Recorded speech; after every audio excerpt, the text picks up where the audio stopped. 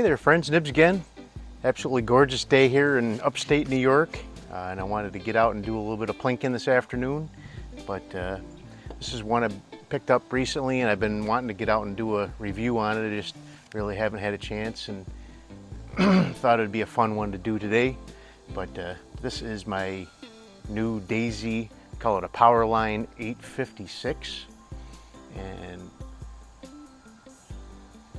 if you were looking for a Daisy that was just like a 760, you got to find one of these. But actually, I think this thing is actually a little bit better than a 760. It's definitely, most 760s are smoothbore. This one actually has a rifled barrel. I did some chrony numbers on it earlier, and at 5 pumps, it's doing like 650 or so. And then at 10 pumps, it's actually pushing almost 800 feet per second, like 789. So pretty impressive numbers from a cheap little pumper upper like this one. I'm not sure what the 880 does. I got one of those at home too. I can't remember what the numbers were for that, but we're going to go ahead and shoot a couple of groups with it out here. But yeah, this is definitely, I think Daisy was trying to put something out that would very closely mimic the 760 from Crosman. And it's got a port here where you can load some BBs in there. And then I'm pretty sure these came out in the early 80s and ran through the 80s, so you cock it like that.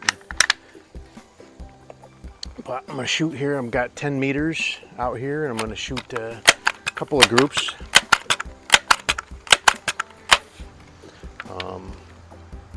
First one I'm going to shoot with is got these RWS geckos, Dynamite Noble geckos. As far as I can tell, these are the same as like a Meisterkugel, or maybe the RWS Basics. Can't really tell the difference between the two, but we'll shoot those and then we'll try a group with the rifle cutters.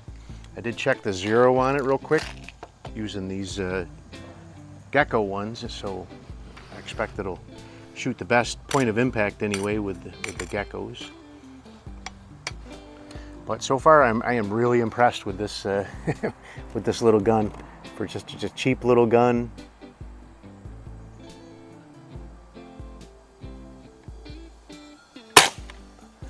To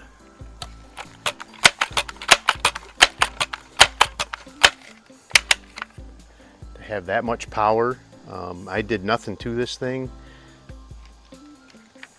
Actually, my friend at the local gun shop called me up and asked me if I was interested in them, and there was this one, and then what's the other model there? I can't remember now, but another Daisy, but it's a CO2 version that looks very similar to this.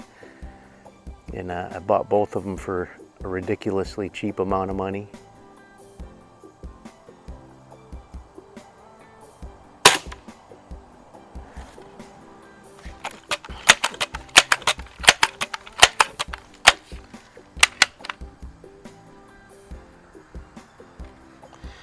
I think I'm gonna have to, I don't know if I'll put it head-to-head against a 760 or one of the little bit better Crosmans that I have.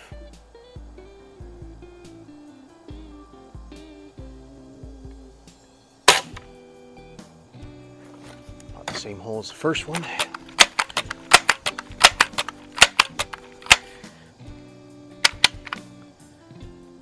This thing is a whole lot easier to pump than a Daisy 2 or a Crosman 762, so it kind of, when I first started playing with it, it didn't seem like it was pumping up with much, it didn't take a lot of effort, so I didn't think it was really working right. But if the chrony numbers or anything, it's definitely,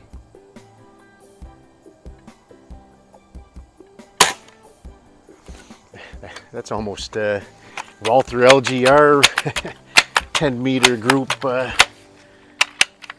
territory right there. So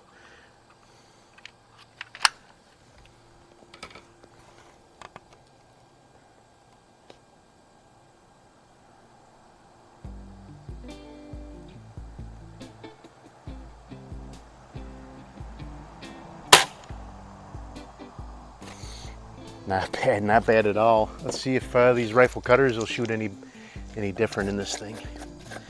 But that is almost one ragged hole.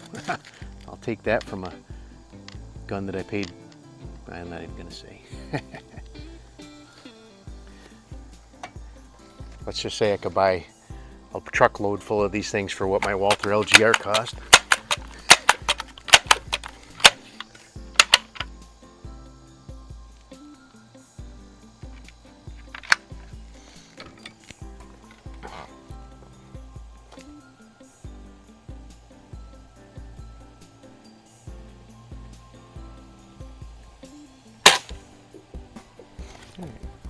Looks like it shifted down just a little bit.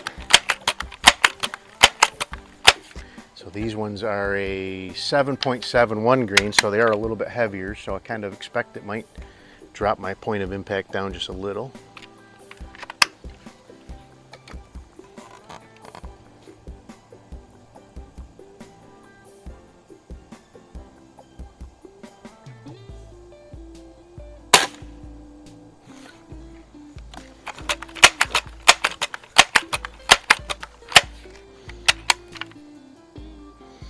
Couldn't believe it was almost 800 feet per second on the 10 pumps.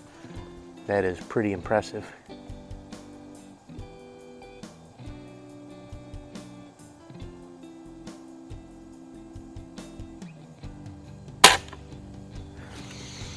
And the effort to pump it, even when you get up to those last couple pumps up by 10, it still is not anywhere near. So I was kind of thinking about my Benjamin 397 that I have. That thing takes 3 men and a boy to pump up to 10 pumps, or even 8 pumps.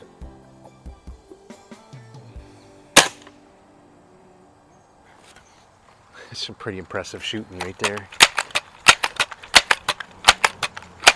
That's why I want to shoot this off a rest, just so we would see what the gun was doing and not me. I've got this little Walther scope that actually came on my Walther Force 1000, and that was I had to repair that. I wanted to put it on, seemed like maybe it wasn't built to stand up to the rigors of a Springer, because one of the pieces popped loose inside of it.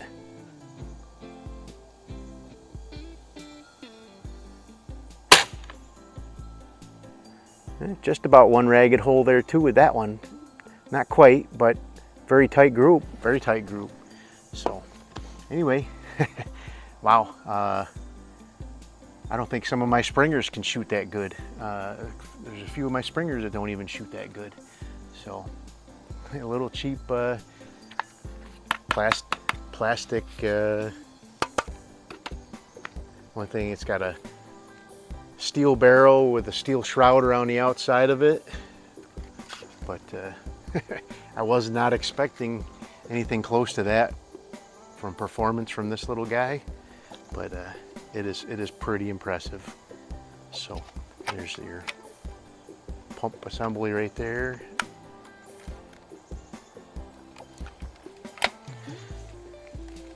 Definitely pretty neat. So anyway, make this a short one for you guys, but thought you would appreciate a little review on this Daisy Powerline 856. Pretty cool.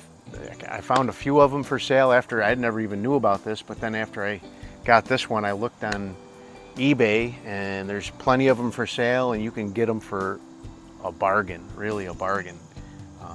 So grab yourself one of these, and you'll have a lot of fun. You won't go wrong for sure. So hope you liked the video. If you did, like, share, and subscribe. Make sure you hit that notification bell. You'll be notified when I do post up new videos. Till next time, have a great day.